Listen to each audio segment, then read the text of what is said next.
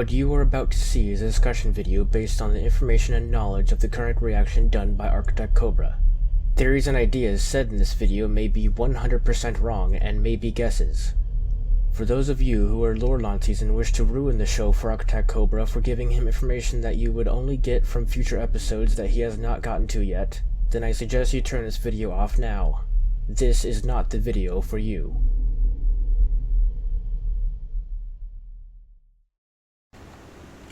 Welcome back, everybody, to Fairy Tale Discussions episode crap. What? It's been so long. Episode 14, no, 13. Where we're gonna talk about episode 197 through 212. 16 episodes. We're kind of backlogged in the way, and then at the very end of this, we're gonna talk about the movie as well. Just a little bit of the movie. Well, I guess we can go sort of in depth, depending on how long we go, while talking about the other 16 episodes. So yeah, let's get started, shall we? So just to kind of touch on the GMG arc and my final thoughts on the arc and all that stuff too.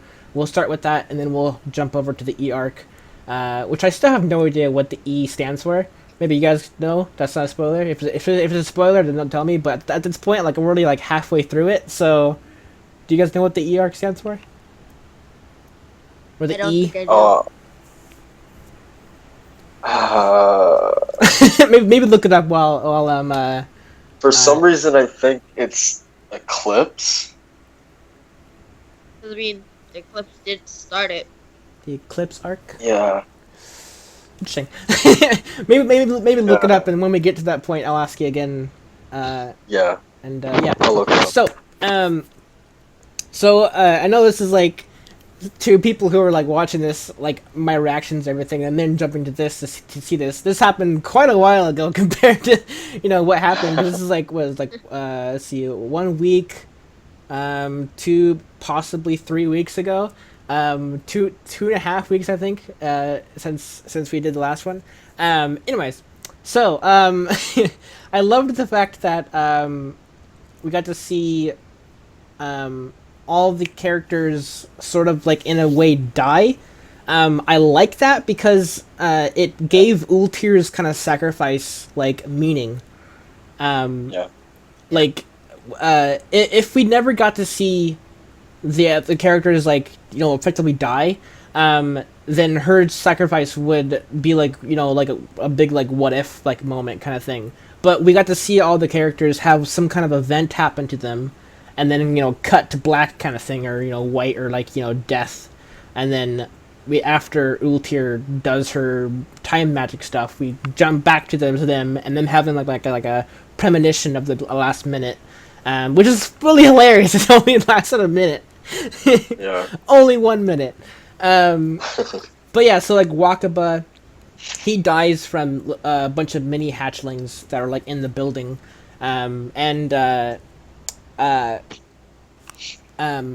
shoot, what's his name? His kid. Romeo? Oh, Romeo. Romeo, there you go. I forgot his name for some reason. Romeo and oh my god. Mako. There you go. Maka and Romeo like just staring at him as they're like he's dying pretty much. We don't see it because they cut away.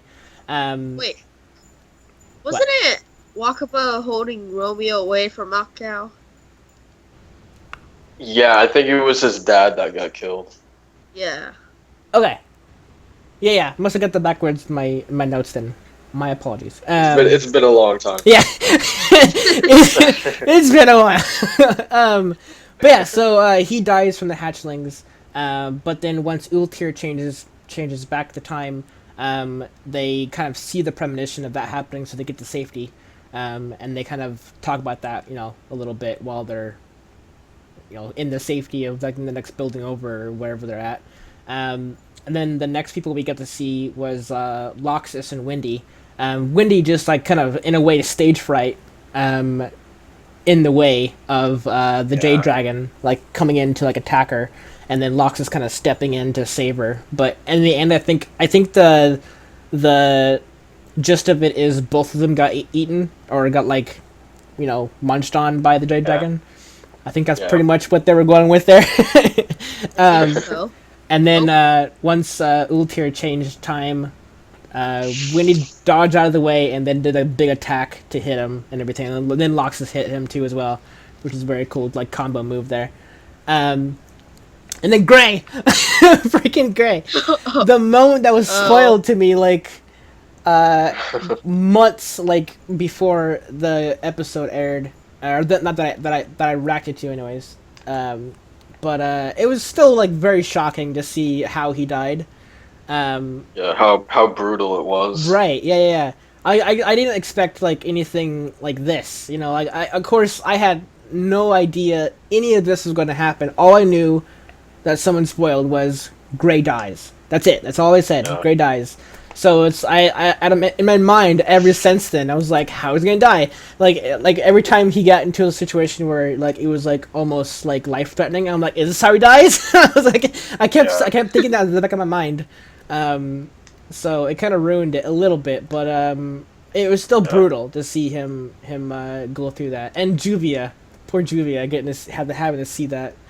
And the fact that they like went to Julia's point of view of Gray getting headshot by a beam.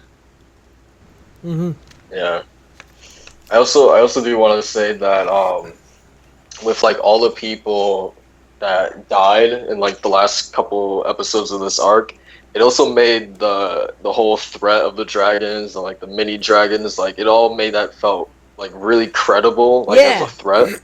Yeah, so that was really good. Yeah, not only giving credit to Ultir for her sacrifice, but also showing how powerful the dragons are, and what they're capable of. I mean, just like destroying the city in general, like would have been enough, but they went above and beyond, showing that not even Fairy Tail, with like, just by themselves, you know, without any outside help, from Ultir, who was like, you know, 1 minute, you know, that was it. It was 1 minute, but it was enough to save every single person.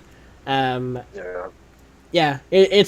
a huge coincidence that everyone died nearly at the exact same time, which is kind of funny if you think about it. But then, like, 1 minute back, and then everyone's alive and like safe and sound. So it's pretty funny. But yeah. So yeah, Gray got. I thought her reaction to it was like really, really sad, because she responded, I think it was like, oh, my life is like only worth like a minute or something like that. Yeah. And, like if only she knew like what that minute did for everyone. Like, I think it was at really the sad. end, I think later on in one of the kind of filler episodes at the end of not filler, but like the mini story episodes of the GMG arc, like the finale and back end of the arc, where we saw her as like an old woman.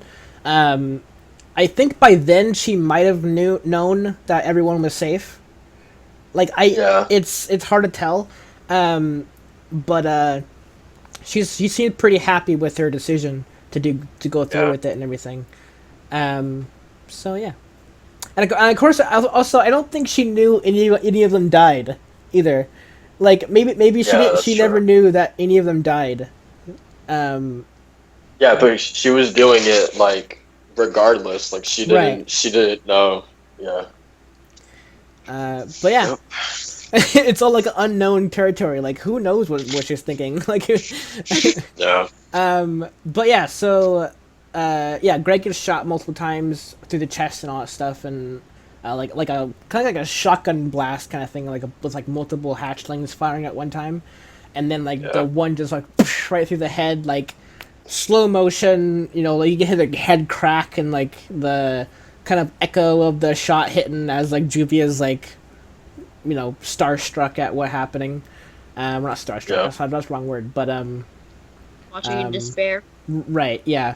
But then when Ultir changes time, they know it's funny how they kind of came to realize that they're like, oh yeah, they're gonna come right over that hill over there, and then like they're all waiting, it's like and then they pop up, and they're like, just like we thought, They're like, hold up, I think they went over there. I think they appeared from there. Just like a few seconds, then they finally pop up. Yeah, so that was a really funny moment. Also, Gajiel facing the pterodactyl kind of dragon, which we still have no idea which element it is. All we know is it attacks like a bird, how it like uses its wings, and who knows what it's made out of. I don't know. It's one of those unknown things about the dragons that we never got to know about. So sadly. I would have loved to know about all their elements, where they came from, like all this information, but sadly no. But yeah, so Gajil kind of dies from a misinterpreting one of the attacks that the pterodactyl bird does, where like his thumbs were like moving back side to side, and he's like, which one's gonna attack me, or which one is he gonna use? So like a right hook or like a left hook kind of wing attack sling. He missed it and dies. Apparently, fade to black. We don't actually get to see it, but he gets hit, which we assume he dies. And then once Uchiha turns back, he remembers which wing to block, and he does it. And everything like that. The Cobra one is interesting.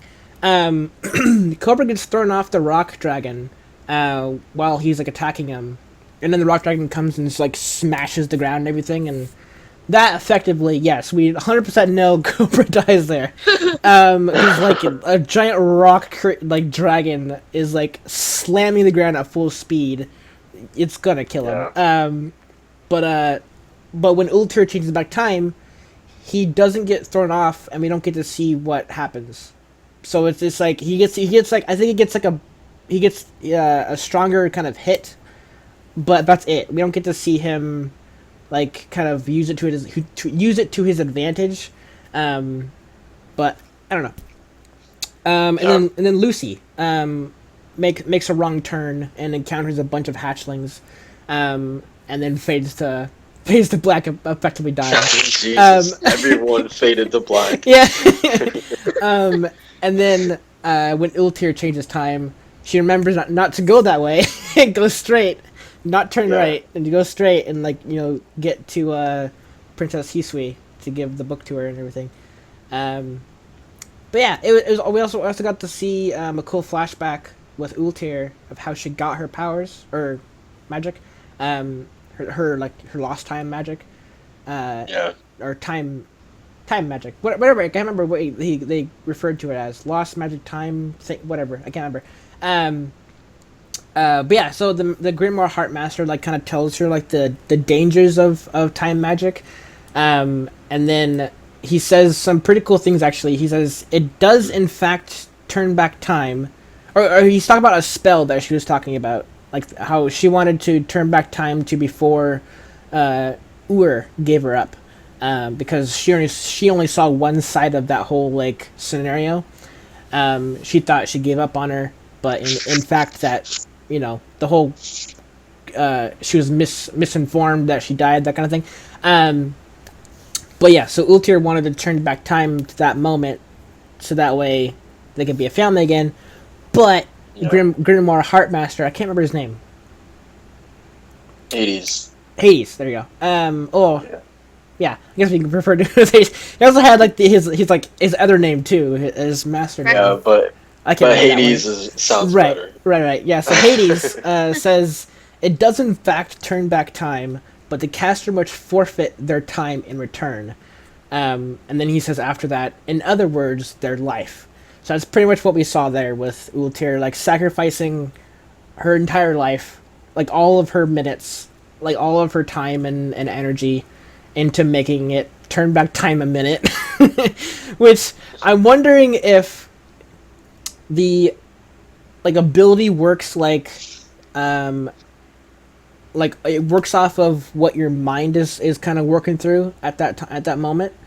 Like maybe it's not like think about a certain time and then you go to that time. It's more of like goes back in time to where it's, I don't know. It's like it might not work like we think it might. Like it might be something like internally, like the spell knows when to turn back time and how far back to go to change the events, because she wants to change the events. She wanted to change the events of the gate opening. So the spell probably worked like okay, well, we could do that by turning back time a minute, and then that's all I had to do, in order to like right the wrongs of everything, and it gave Natsu enough time to like attack Future Rogue and like bring him down to the wall and everything, which I thought was really interesting because he tackled Rogue off of Mother Glare. I can't remember. Mother Glare? Yes. Yeah, Mother Glare. Yeah.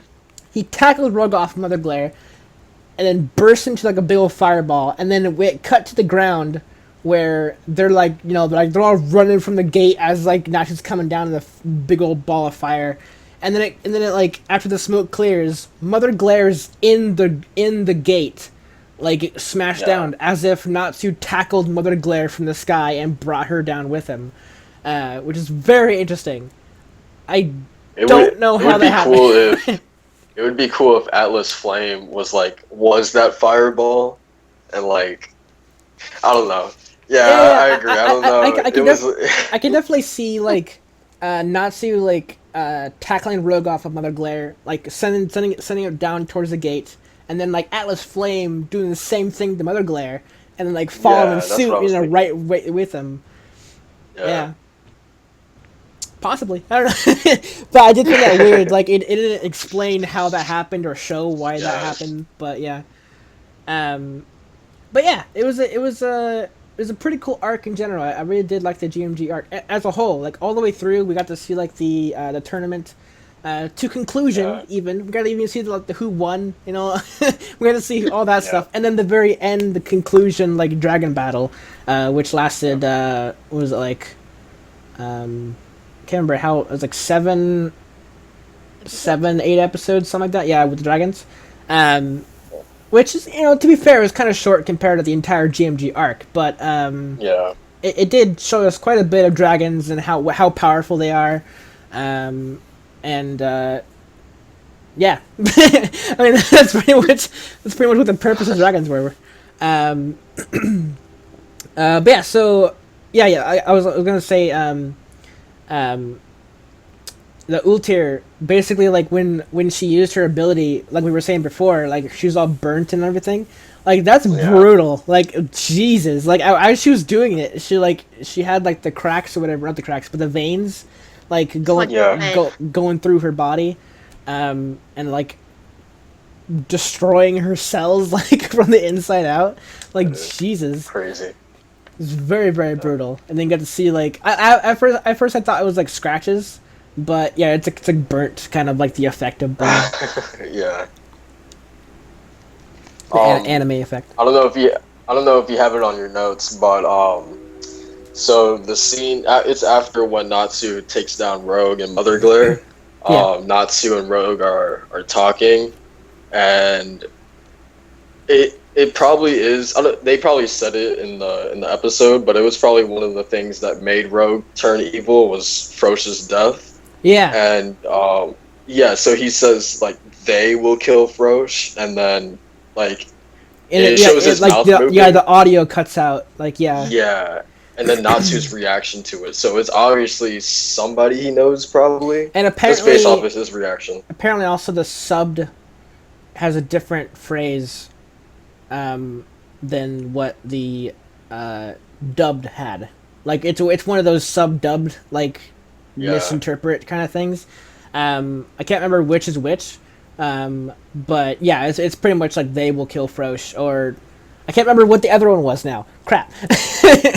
But I remember someone pointing that out in one of the comments that Dark Wolf told me. Because it's not a spoiler, because we it's just sub-dubbed misinterpret stuff. But that seems it's really interesting. Also, I wanted to point out Cobra, when he was like kind of going back to prison. He's saying stuff, or he said, "quote the gates to the netherworld's gonna open," which pretty sure is hinting at like a future arc. How much into the future? I have no idea. But it could be next arc, could be an arc after that, who knows? You guys do. But I think I know what he's talking about. But I don't want to say talk about it. Yeah. 'cause Mest and Jalal also Yeah. kind of talked about it. Oh wait, yeah. I forgot to watch back on what they were talking about it. But yeah. He said the name of what Cobra was referring to. Oh, go ahead and say it.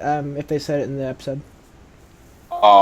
Mest were, I think it was Mest Angela, but they said Tartarus is coming, something like that. Oh right, yeah. I remember that name. Okay. Yep. Yeah. Oh yeah. boy. I can hear, Very excited. I can hear your excitement in your voice. Oh yeah. Oh boy. But yeah, so I have no idea when that's going to happen. Of course, that's not happening in this arc, in the E arc. Yeah,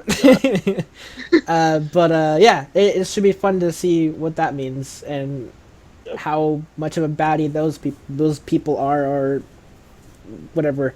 I don't know.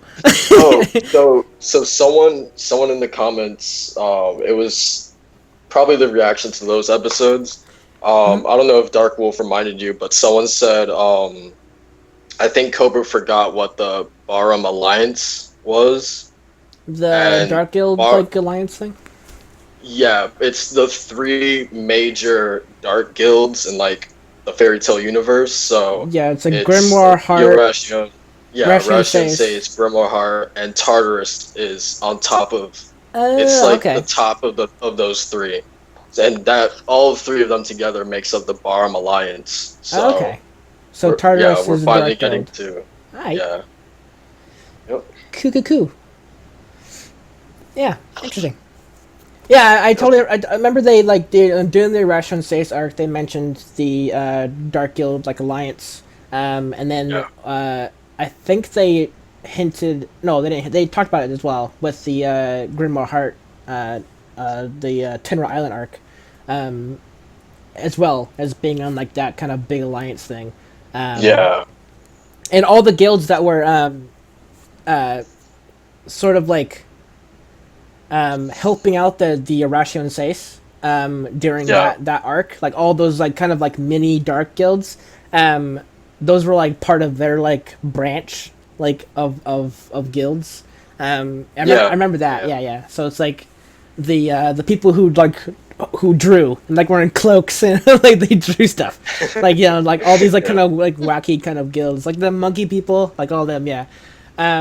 So it's interesting to remember now that Tartarus is still there. I totally forgot that there was 3. But yeah, interesting. Cool. Oh. So what I was gonna say also was Cobra saying that he was like taking in all the voices all around him, and that's why he heard what he heard about the gates and the other worlds opening. So it's like he heard Cabellios. He heard Kinana. I'm so happy. I ship them so hard. I freaking love Cobra and Kinana. Or Cabellios, or whatever name she goes by. So he's like taking in all the voices, and then he said at the very end, crap. I can't remember how he phrased it, but how do you phrase it? He said something about breaking out the Sace, or something. Breaking the Sace out of jail. Right. So like he's planning on breaking the Ration Sace out of jail, now that he's like taking in all the voices. So it's like interesting. and I'm still wondering if he has his sound abilities that he has that he used previously. Or if if our theory before in our past discussions hold true, and like he's lost those abilities because they got defeated, and he used up his thing. But he did sacrifice an eye for it, so. Yeah. But so moving on. After Fairy Tail got back to the town kind of held like a big old celebration, like kind of thing, like welcome home kind of party thing. Not a party, but like a kind of like Celebration. Right, but it's kind of like a shoot, can't like a. Oh, like a homecoming, I guess. yeah. That works. Yeah. So like they were all kind of like walking down, like holding trophy up high and everything. But yeah, the town rebuilt their old guild hall. The one that they built and then lost. But yeah, it's interesting that they kept it, and like I remember how they explained it.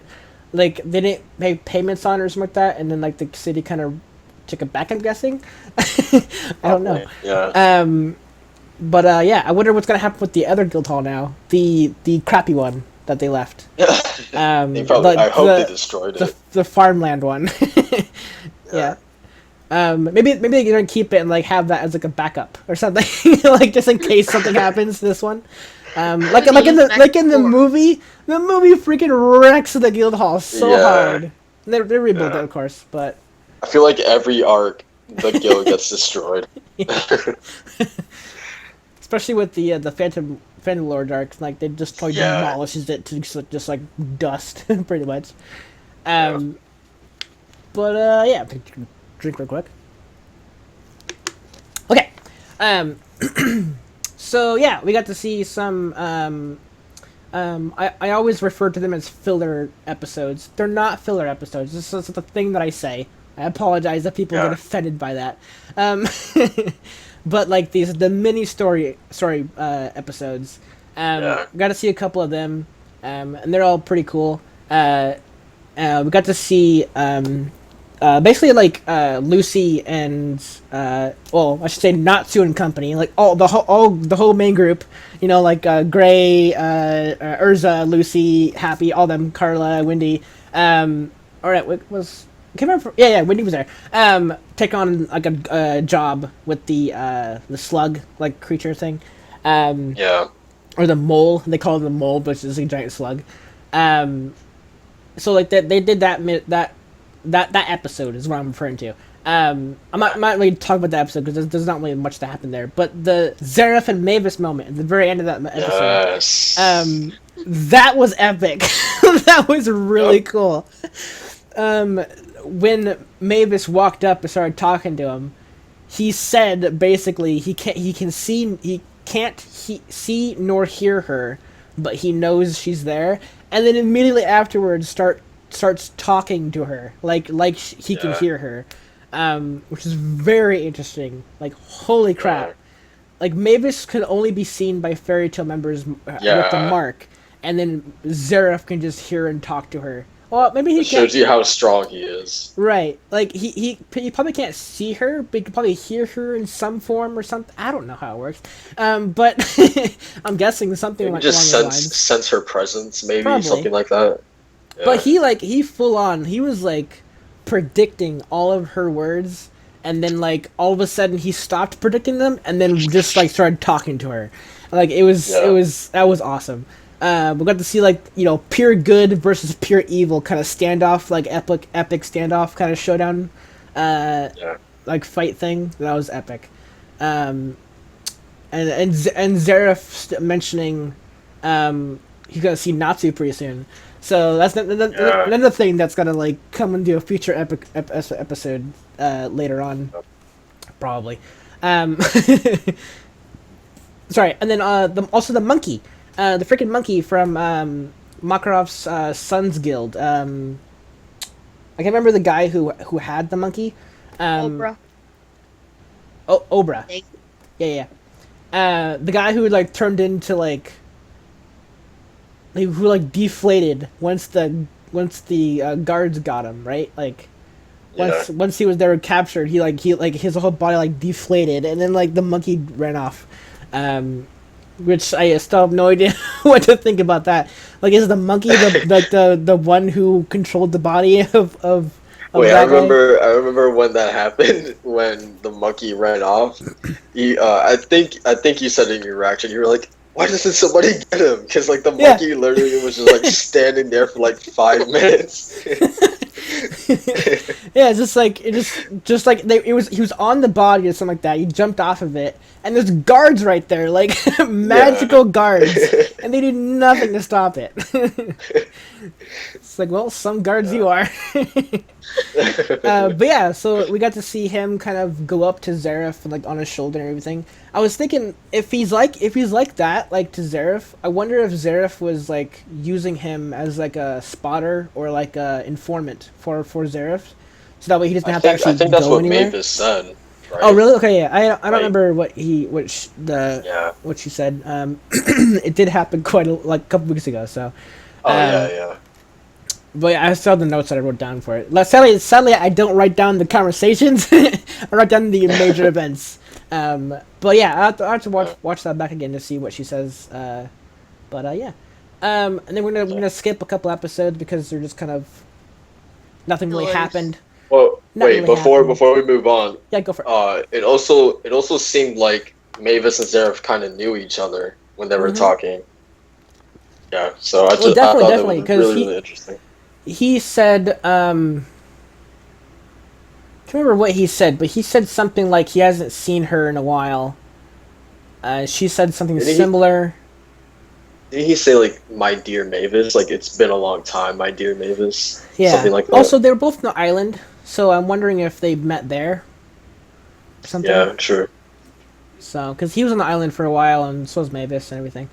Yeah.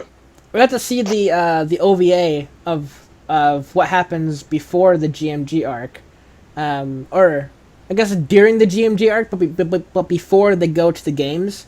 With Mavis kind of like floating around and like seeing what what she refers to as Thirds Guild. She kept saying Third. I like that OVA a lot. That was a cool OVA. Or OVA, or how you would pronounce it. OVA. We're gonna skip a couple episodes because, like I said, they're just kind of like just one-off stories. Nothing really important in them.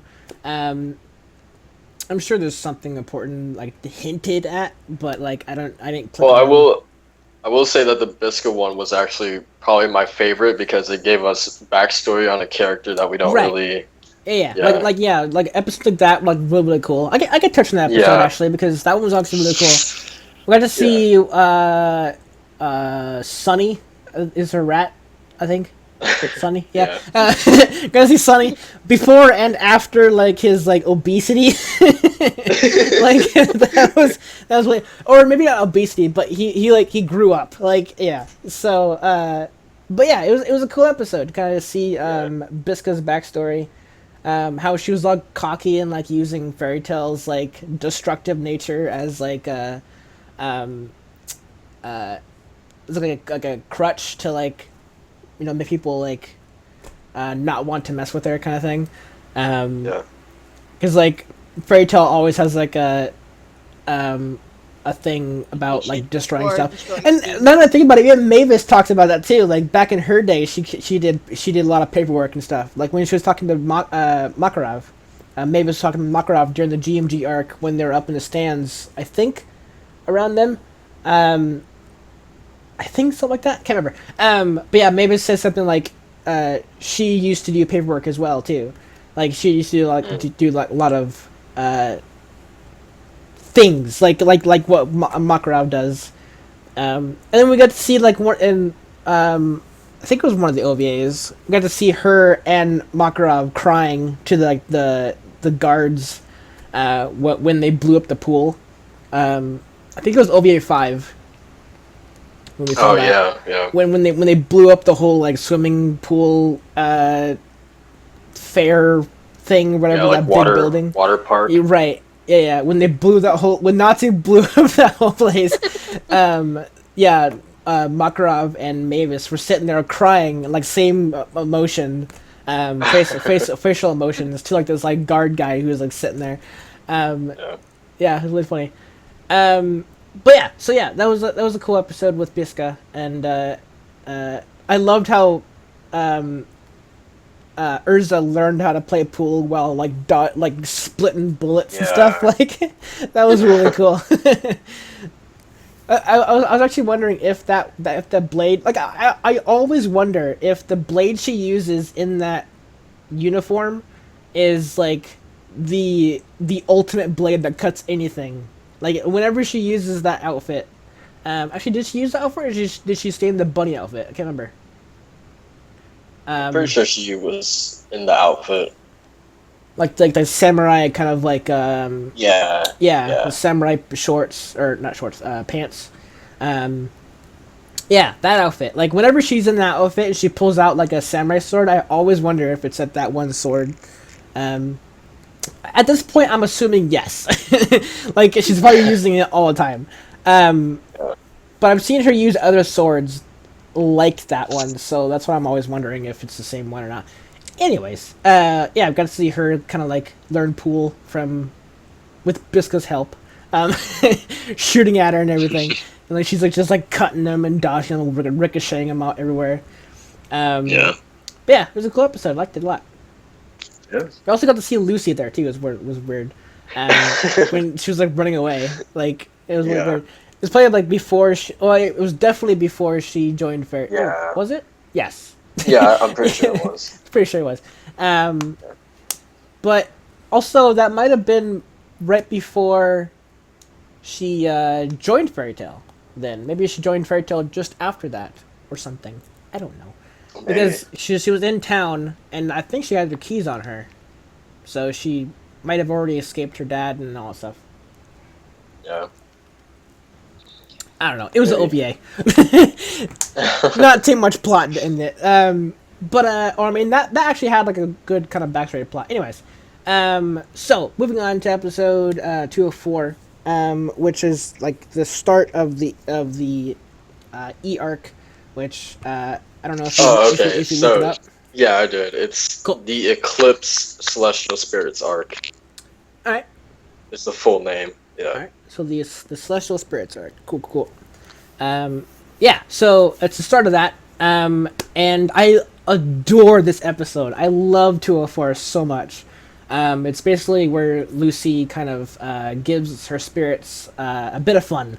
You know, summoning them, seeing what they want, and then letting them do it, and that kind of thing. And then sending them on their way as like a thank you for closing the Eclipse Gate that they did. So the first up we had was Ares that popped up. And then she wanted a tan, which is very funny. And then Natsu gave her the tan. And me and Obay were talking about this off camera a little while ago while we're waiting.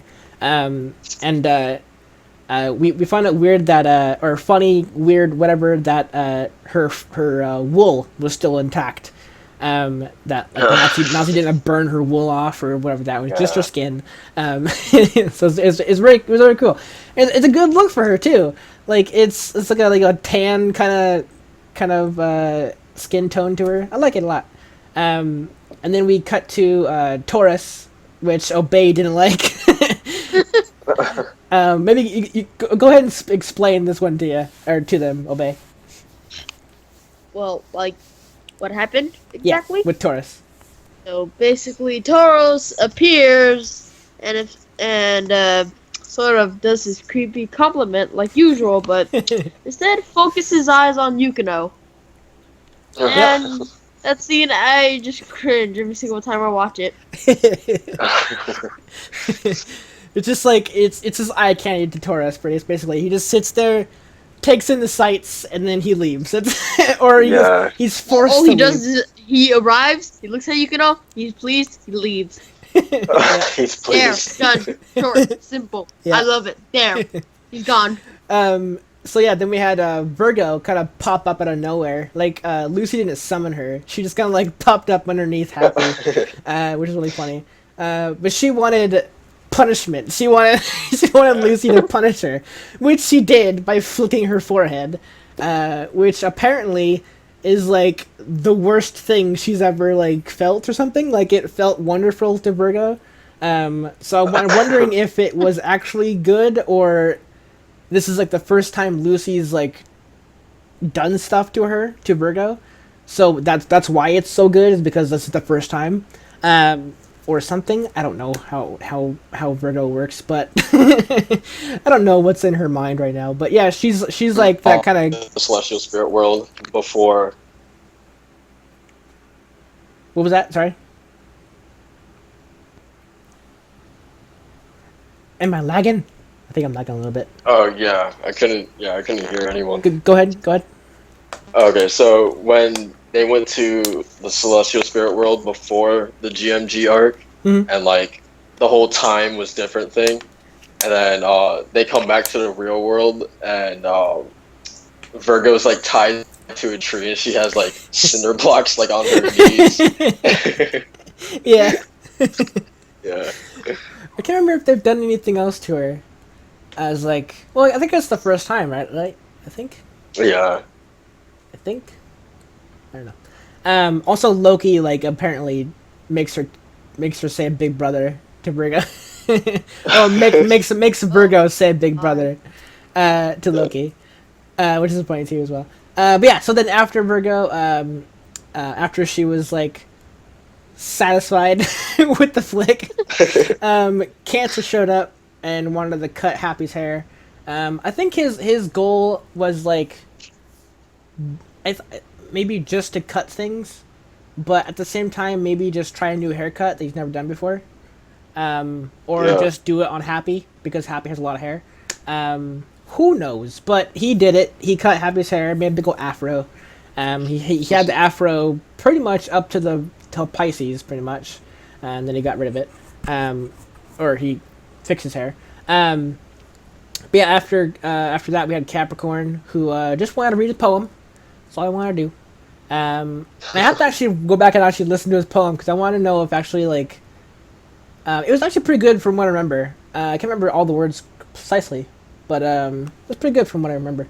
And then we cut to Scorpio, which who knows what he wanted, because we saw like 2 frames and then the cutaway, and we never got to see him. I'm not sure. I actually thought about this before, but like I wonder if his voice actor never showed up that day, or something like that, and like they just kind of cut past him. They're like, "Oh, he never did his work. Skip past him." Kind of thing. I don't know. That would be funny. Then we saw Sagittarius. He wanted to test his skills, pretty much like hitting an apple off of somebody kind of thing. But it was Happy. And he missed. Of course. And he missed. And all the times he's like great archery, perfect hits all around, and he misses the apple by like an inch, or like a good bit, shaving off a good portion of Happy's hair. New hairdo, thanks to Cancer. The Gemini showed up afterwards. That was a pretty funny scene, actually. Seeing Gemini, their goal was turn into Lucy in a bath towel and just say "PD PD" like over and over again. that was like, I think they were like doing a little dance too as well. Yeah, that's all I wanted to do. Which is interesting that they had to do it, or like it. If like they can do their magic in their world, why wouldn't they do it there? And like that kind of thing. I don't know, but then we had Libra, which is very interesting, or I should say, not very interesting, but she used her gravity magic on everybody, like crushing them to the ground, and then I'm pretty sure, she seemed very like happy with it, like she was like embarrassed. Hold on, I actually have the episode pulled up on my my monitor right now. I'm trying to see when it is. So one moment, YouTube. Oh, it's too far. Shoot. There it is. Okay, hold on 1 sec. 2 seconds. I know you guys can kind of see it in the. Yes, she does blush. She blushes just a tiny little bit underneath her mask. But actually, can you even? You can see that. Cool. Just making sure the video can see that. Yeah. So yeah, she blushes just a tiny little bit in after she does that. So I was wondering if like she's like kind of like Virgo in a way, but instead of like getting punished, she likes punishing people. I guess that's sort of what Virgo kind of does too, or her new form, her I even know what to call her new self, her evil self, like her, you know, whatever. I think you would probably call it like the Eclipse version of her. Right, or I could say I like think that's why unshackled, like, you know, whatever form she is. Yeah, Eclipse version of her. She likes to deal punishment, and like gets like really turned on from it. So yeah. but yeah, I was wondering if Libra was sort of like that, but with just her gravity magic. Like, I don't know. She could have just been happy that she got to do it. And then we got to see Pisces eat happy. That's pretty much what they wanted to do. And then Loki popped up. In his own power. Lucy didn't summon him. He just kind of popped up, like he does. Him and Virgo, they both just kind of pop up out of the blue. Well, I mean, it's same with shoot, I forgot his name too. Horologium. There we go. Horologium pops up too as well. But yeah, so Loki pops up, hits on Yukino, attacks Natsu, out of the blue. 3 times. Yeah, and then Natsu comes back, attacks him again, and I think they only attacks twice. But then, you know, Lucy, like, you know, closes his gate and he goes back to the spirit world. And then after that, which is my favorite bit of the whole episode, was Aquarius wanting Lucy to make her happy or laugh. She failed horribly. that play thing she did. Like, I think she had the same outfit Urza had in that one like play kind of skit episode they had. I can't remember if Yukino had the same outfit or something. I can't remember. But Yukino had like a dress on, whatever, playing like Sleeping Beauty in a way. Anyways, her jokes were really bad. I don't even get it. Natsu enjoyed them, like a full on. Natsu loved them. Of course. A bad sense of humor. Yeah, Natsu loved them. But yeah, so she failed and to make her laugh, and like, you know, she like washed everybody away, or washed everyone away and then washed Lucy away with like another attack, or attack, whatever, not attack, but yeah. And then she laughed when she saw Lucy hanging from like the branch and when she got caught off the ledge. It was a very touching moment where she actually picked up Lucy and carried her up top and then like put her down. We got to see a couple cool flashbacks with what Lucy does with Aquarius, you know, summoning her in the bathtub. I think we got to see the fishbowl. Yeah. I think something else as well. Think? Probably not. But yeah, I've got to see all that kind of stuff. And mentioning how she doesn't have friends. And then like it cuts back to Aquarius now with Lucy kind of like, you know, passed out on like the rock or whatever. And Aquarius saying, like, you have no friends. You have friends now. You have lots of friends now. And she says, like, you're right. You know, that kind of thing. That was a really cool moment. You actually got to see Aquarius, like, her bitchy side. Yeah. Like her loving side towards Lucy. Which is very, very cool. I like that one a lot. That's my favorite episode so far, actually. Yeah. We got to see a lot of funny, and then a lot of big heartbreak at the very end. But yeah, and then we cut to the next episodes, which basically, right off the bat, episode 205, basically showing us the new forms of all the celestial spirits.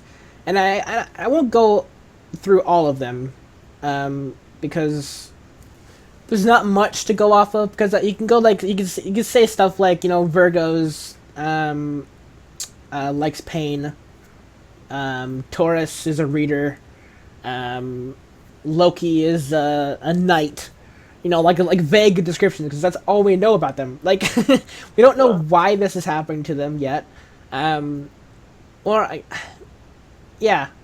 like it seems like their memory is like altered. And like all this stuff, they're saying they've been prisoners and like shackled and all that stuff to like the keys and like contracts and stuff. So yeah, it seems like memory issues or something. and I really want to see what that like black beam thing that hit Loki and Nazi was, that no one ever mentions yet. Well, no, they mentioned it, but they talked about it like Loki did it, but he didn't do it. Like he clearly got hit to it with, or he got hit with it as well. Same with Natsu. Yeah. So hopefully we get to see what that was all about and where he is. We have no idea what Loki is now, or I should say Leo. He's not Loki. He's Leo. But I freaking adore Eclipse Aquarius, like the little girl form that she has. I said it in the Skype chat. But she's like a younger version of Aquarius. Well, of course, younger version of Aquarius. But like her personality is like she doesn't give two craps about anything, and she just wants to play games. That's all she wants to do. She's just a little kid in like a celestial spirit body, like was like an incredible power at her disposal, and she could do anything with it. So it's like it's a cool concept. I really like her character. Also, Gemini. I like Gemini's character as well. Who else I like?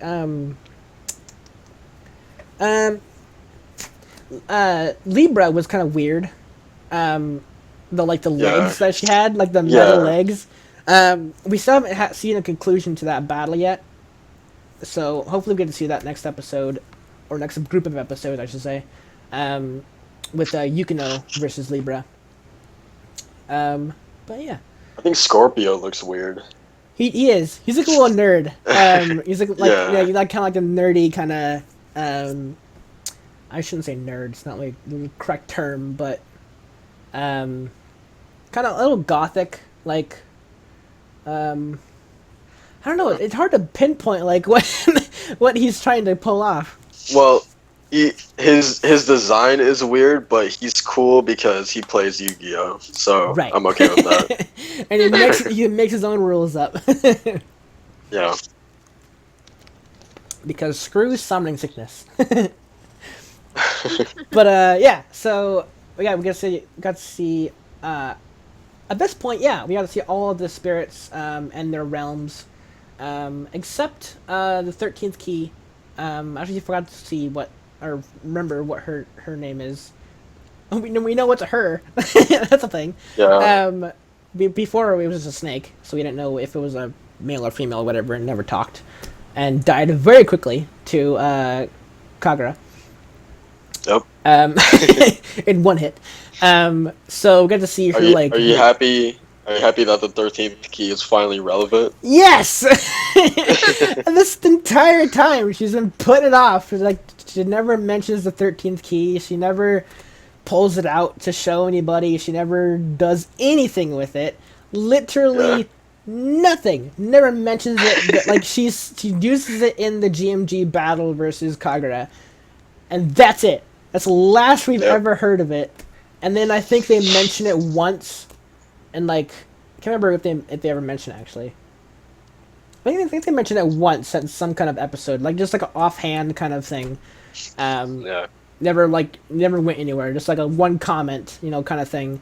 And then like this group episode, we got to see her human form as like the nurse, which we find out that the 13th key's constellation is like a healer, or like medicine, that kind of thing. Kind of that's what it symbolizes. Sort of like Ares is supposed to be like of war, but this Ares, like our Ares, is like all cuddly and sheep kind of thing. Opposite. But, which you would think the Taurus, if anything, will be like more Ares, like Taurus all about like battle. I don't know.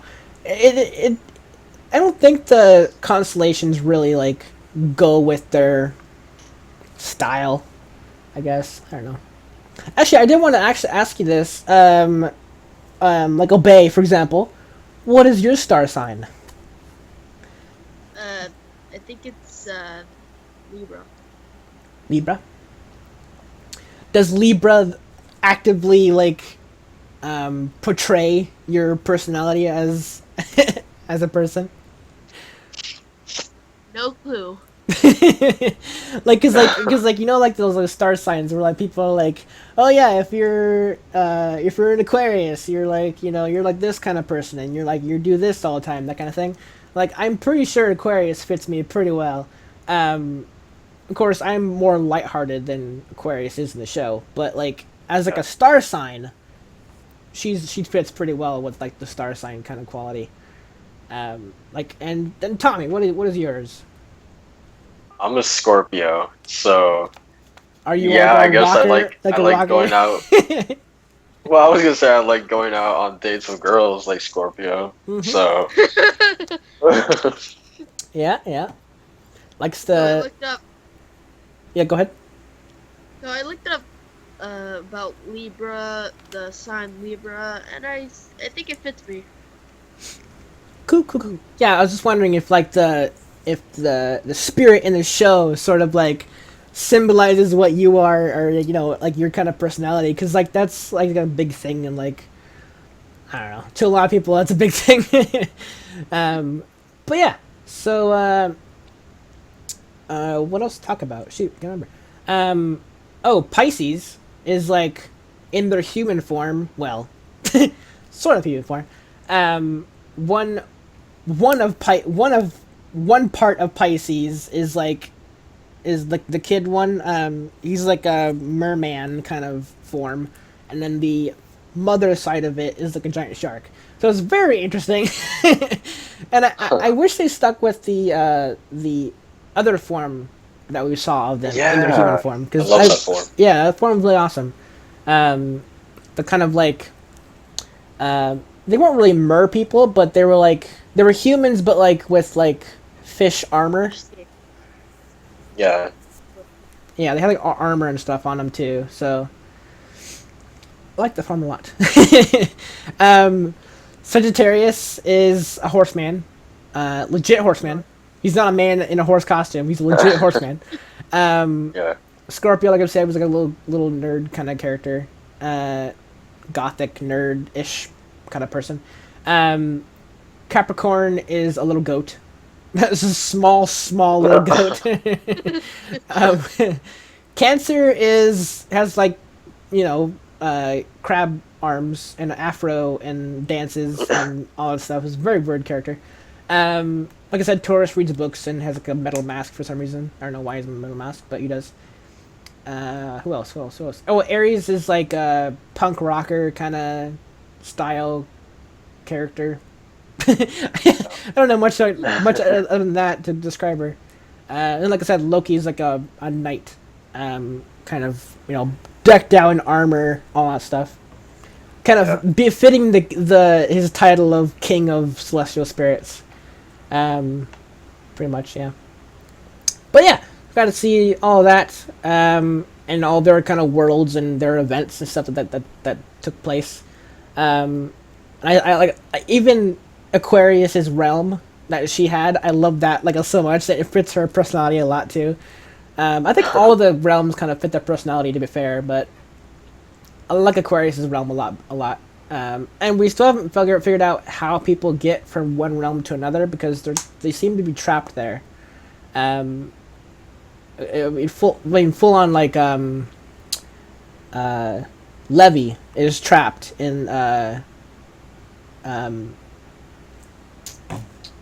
Capricorn's realm, because she did the quiz. Game show thing. Yeah, she did the quiz, like, yeah, game show. So Yeah. she's like trapped in there. Oh, also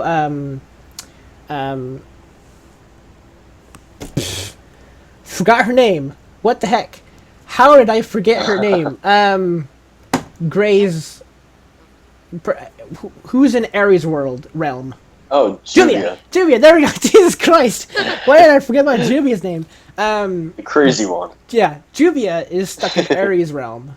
She mentioned that, like, she's like in the desert, like, you know, stuck. So Yeah. sorry, need a drink. Yeah. So, oh yeah, one thing I didn't mention as well was Princess Hisui created keys to send them back to their realm, or to their, like, to the celestial world, I guess. And it turns out that she's a celestial wizard, which is saddening to me because she's not a dragon slayer like I predicted. So strong, which is still cool, and she has some cool spirits too. She has got some silver keys that actually fight, which is interesting because none of Lucy's keys fight. Well, I mean, in a way, Plu sort of like dances and like fights that way, or distracts people, that kind of thing. But yeah, Hisui's silver keys is like a giant teddy bear, or metal bear, I should say, and then drinks honey and then passes out. And then, wait, was it Hisui's silver key or Yukino's silver key that can? Or no, I think it. Did we even see Hisui's keys? I don't think we did. I think it was all Yukino. I don't remember actually. I think it was all Yukino's keys. At least we know it's one of them too. Yeah. Yeah, I don't think Hisui showed us any keys. But yeah, we got to see Yukino, the bear, and like gothic bird guy, who like seems who seems like very down on himself, but like he's like very good at what he does. And everyone praises him, but he's still like, you know, shrugs it off as like as nothing. He's a cool character. I like him a lot. Who else? Is that all we saw of her keys? I think so. I think so. Yeah. But yeah, and then I talked about the thing about the Loki and Natsu. They got hit by. No idea what it means, but hopefully we find out what it is. And then we should move on to the movie, shall we? The Phoenix Priestess. So, basically, there's an evil talisman thing that creates a phoenix. That's not a phoenix. Everyone calls it a phoenix, but it's definitely not a phoenix. It's like a metal monster thing that sucks up power? Is that what it did, pretty much? Or destruction?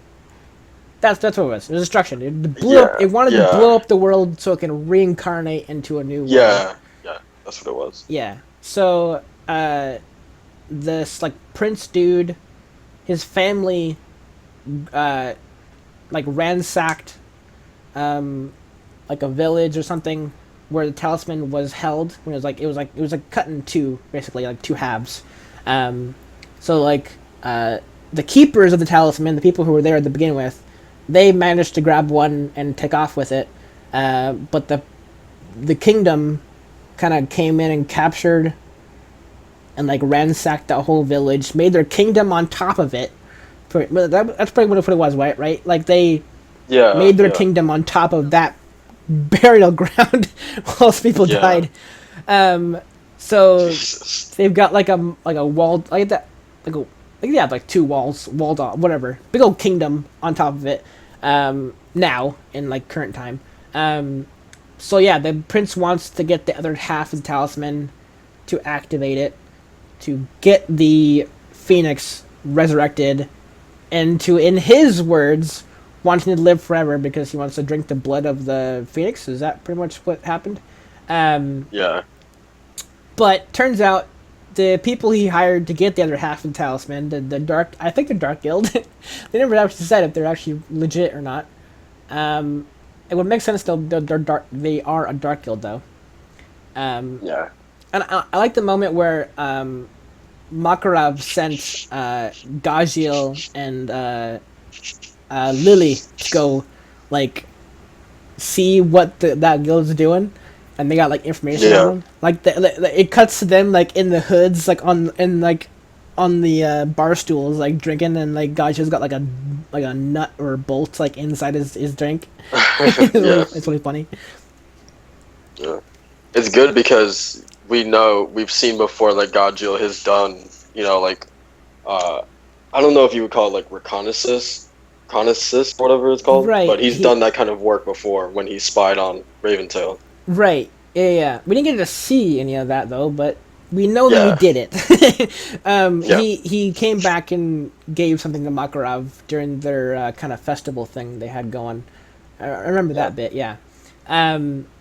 But yeah, so the Dark Guild kind of goes against the prince, kind of throws him to like this giant like balcony, or not balcony, but rooftop area, where the prince kind of just lays there for the rest of the movie until the very end where they take him off. So the Dark Guild kind of takes control of the Phoenix, resurrects it.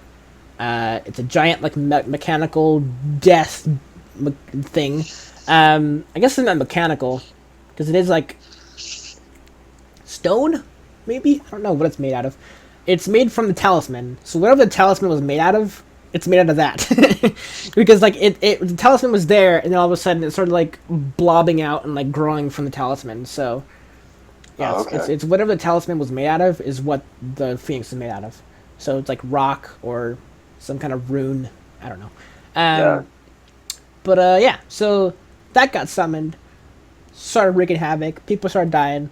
Giant explosions. It decimated like a mountaintop, or I mean, not a mountaintop. Like a giant nuke went off when he did like a beam attack. Natsu was trying to fight it with Happy's help. Dark Guild guy is trying to cut the Phoenix, but is unsuccessful because he doesn't know what he's doing. None of them do. None of them. They just resurrected it with like on a whim, trying to get like infinite life or whatever. God, my throat's pretty dry. Well, do you know, like, imagine how much of a waste it would be if that prince guy or whatever actually did get immortality. Like, what a waste. Like, anybody but him. Yeah, he's like that kind of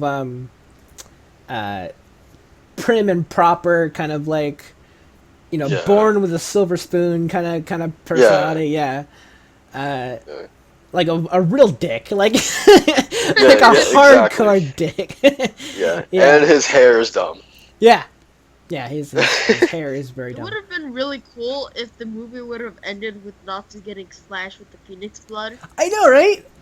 They hinted at that when like the drop of the blood was coming down, and he was like inches away, and then like it like evaporated. I'm like, no, like, he could have been immortal. Oh god, that would have been awesome. And then he would be like unstoppable. He just wreck a house with like without a whim. Like he's like no downside, because he couldn't die. But yeah, the movie was pretty good. I thought. We got to see the priestess basically. I think the hints all the way through the movie sort of helped me really early on kind of figure out the main plot of like, because I think the plot twist was that the priestess has been around for like decades, right? Like she's been, or she got the Phoenix blood like in her, so she's like immortal.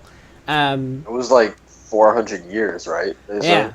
So she's been around for like a long time. So and her memory got wiped because of the blood, I believe, or something like that. Like it affected her, or just that much time passed. Like she started forgetting things, something like that.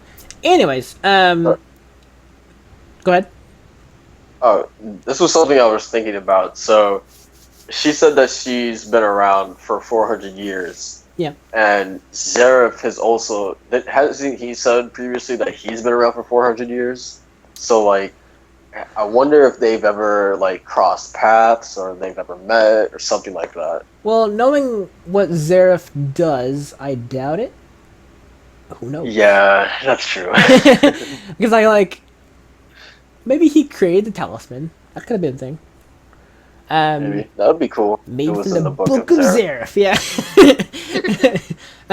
But yeah, what I was mentioning before was like, he's all about like destruction and death, like all that stuff. So like, if they crossed paths, like their whole village would have been wiped out probably, or one of his creations would have wiped it out.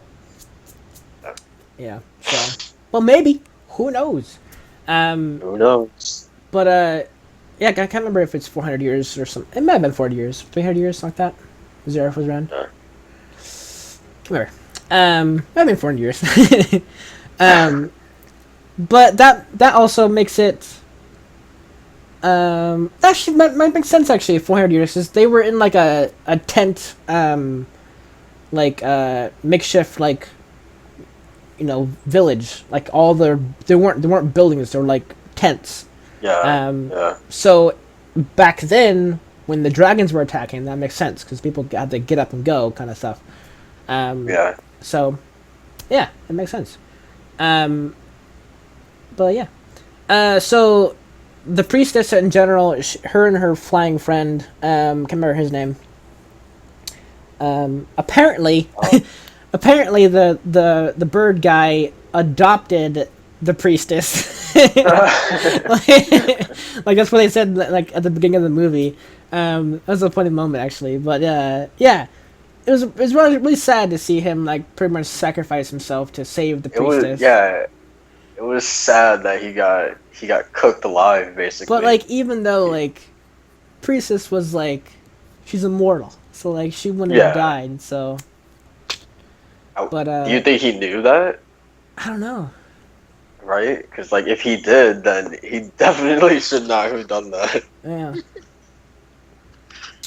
Maybe like the ritual that the prince was trying to do would have killed her in the process of like summoning. But yeah, I'm not sure. Yeah, I also like how the movie ended because it wasn't necessarily a happy ending. Right. Like it ended off really sad. We never got to see where it led to. Like we just like, all right, Phoenix is dead. Everyone's crying. End it. Yeah. Credits. Roll credits. I'm glad to see them kind of go back and rebuild the guild and everything in the credits. So we got to see that, or not just that, but like other things as well, like getting the prince down from the roof, that kind of thing. I would have left them up there. But yeah, all in all, I liked it. It was a good movie. It was a cool kind of like one-off kind of story. After the GMG arc, yeah. And I don't see what people were talking about with like spoilers. Like people like before when I was going to watch it before the GMG arc. I mean, the major things that I remembered was like the outfits changed, and they're in their old guild hall. Like that's pretty much it. I don't remember any new characters that showed that would have been in the GMG arc.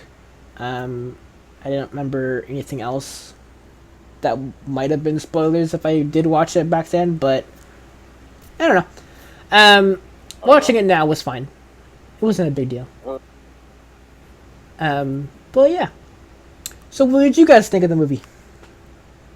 It's pretty good overall. Yeah, I thought it was pretty enjoyable. I really liked the art style didn't change too much, but it still looks a little bit different. And I thought the animation was like really, really good. Yeah. And I really liked that ending. So I thought it was pretty enjoyable. You could really see the animation, like I was saying in my reaction too. The beginning of the movie, where they were fighting all the minions of the dude, whatever. That was a great moment to like just like admire the animation style and like the animations, how they drawn. Like it seems like drawn animation. Like every single moment's like a drawn kind of thing. So it was very, very cool how they did it.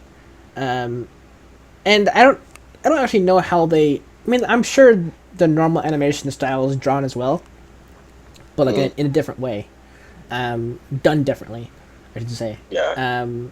But yeah, I did like the movie quite a lot. It was a good movie. It was a good one-off story. So going forward in the E-Arc, I have no idea what to expect. Probably, let's see, we're done with Aries, Taurus. We still have to deal with Virgo. Cancer's done. Capricorn's not done yet. Scorpio's done.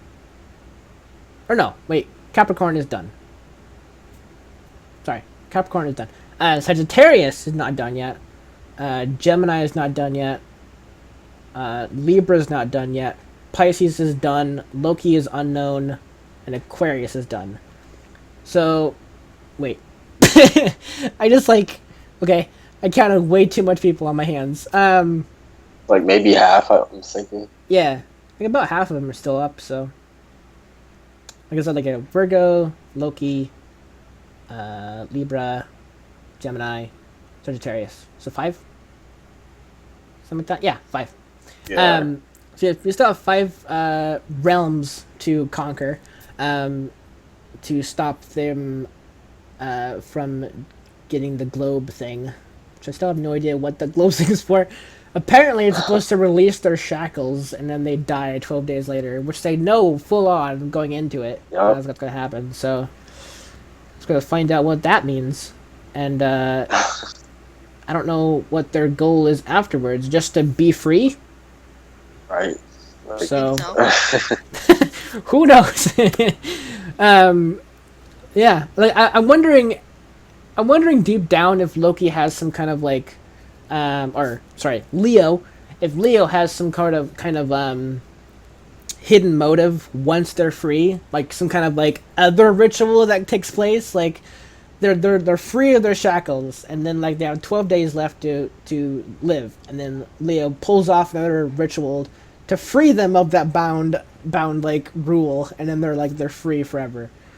I'm wondering if that's going to take place or something. I don't know, but at this point, I'm thinking no. They're just doing it because they want to be free and they die and everything. But yeah. Also, we didn't talk about the world. Is that like in turmoil? oh yeah. The deserts are like frozen, like a tundra. Places that are like normally like coastal regions are like blistering hot. Like we saw Gray and Juvia deal with that with like the ice and everything. That was Yeah. I liked all the moments where they cut to all the different people doing things like Loxus like being a badass. Like in like a town with like a light with the light what was it? It was like it was a town or something like that had a lot of lightning or something. Oh yeah. Yeah. Was it a town? Crap, can't remember Yeah. now. I'm pretty sure it was a town. I think so. Something like that. Yeah, he himself was a lightning rod, and he was like Yeah. put his fist up in the sky and like lightning is like striking him. And then who else did we see? We saw Gray and Juvia. Warren, they mentioned Warren off doing something. We never got to see what he was doing. Elfman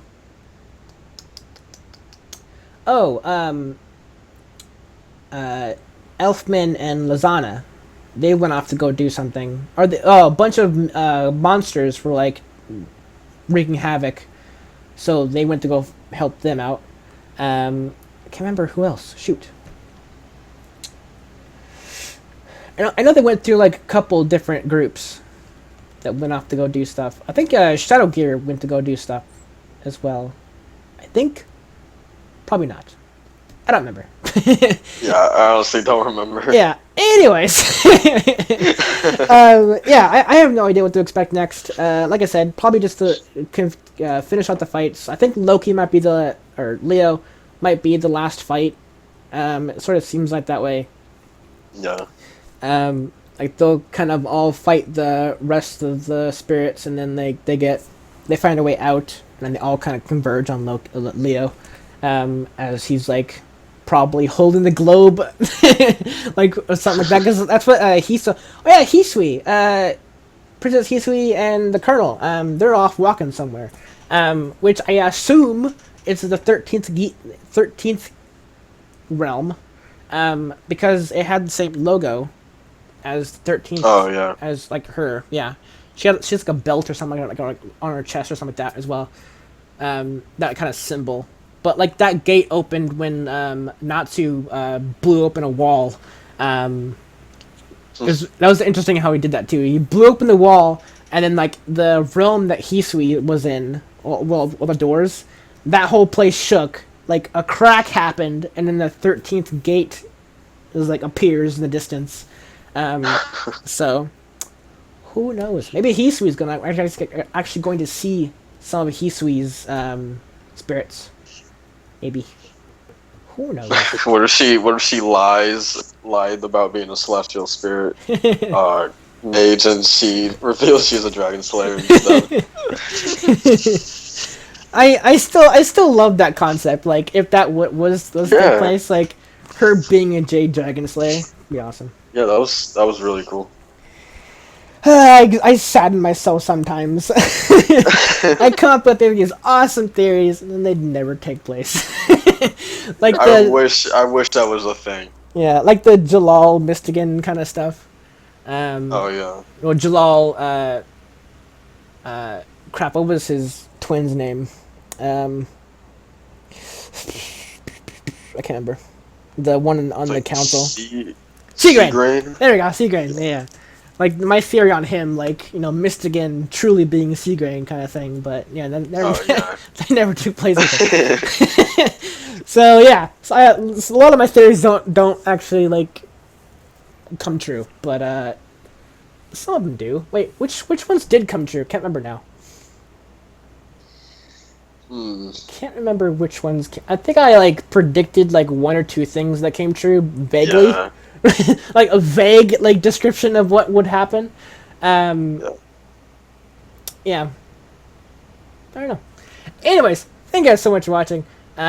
So these discussions are going to be weekly now instead of daily, or upload daily, whatever.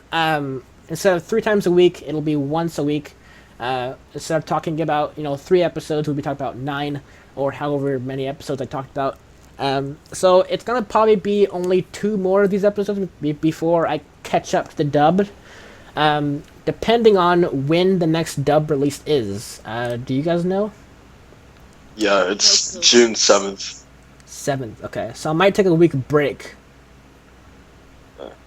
So, cause like next week is filled with episodes, and then it's like half of the week after that, which I think June 1st will be the last of the dubs that I have, and then Friday the 3rd of June and the 6th, Monday the 6th of June will be no Fairy Tail episodes, and then hopefully I can get my hands on the episodes that come out. So it might be a little longer.